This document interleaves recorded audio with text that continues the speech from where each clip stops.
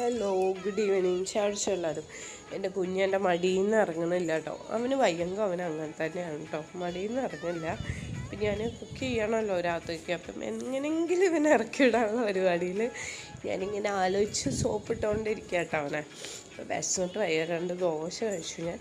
Normally എന്നെ അറിയാവുന്നവർ എല്ലാവരും, എൻ്റെ കെട്ടിയാൻ ഉൾപ്പെടെ ചോദിക്കുന്ന കാര്യമാണ്. ഞാൻ തീരെ പെർഫെക്റ്റായിട്ട് നമ്മുടെ കിച്ചണും ഒന്നും വെക്കില്ല. കുക്കിങ്ങും വന്നിട്ട് ഒരു കുക്കിംഗ് കഴിഞ്ഞിട്ട് നമ്മളെ കിച്ചൺ നോക്കിക്കഴിഞ്ഞാൽ ഒരു യുദ്ധം കഴിഞ്ഞ പടക്കാലത്തിൻ്റെ മാതിരിയായിരിക്കും.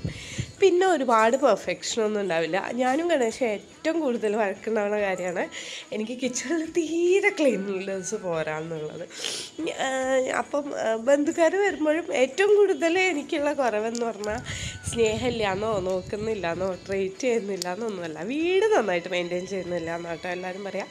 എന്തോ ഞാൻ അങ്ങനെയാണ്. പിന്നെ അങ്ങനെയൊക്കെ ചിന്തിക്കുന്നവരോട് പറയാനുള്ളത്, ഞാനൊരു മെസ്സി പേഴ്സണാണ്, മനസ്സിലായി. ഞാൻ ഭയങ്കര മെസ്സപ്പാണ്. അപ്പം ഒരുപാട് പെർഫെക്ഷനൊന്നും നിങ്ങൾ എന്നിൽ നിന്ന് പ്രതീക്ഷിക്കരുത്. സ്നേഹം പ്രതീക്ഷിച്ചിട്ടാണെങ്കിൽ വരുന്നത് ഓക്കെ.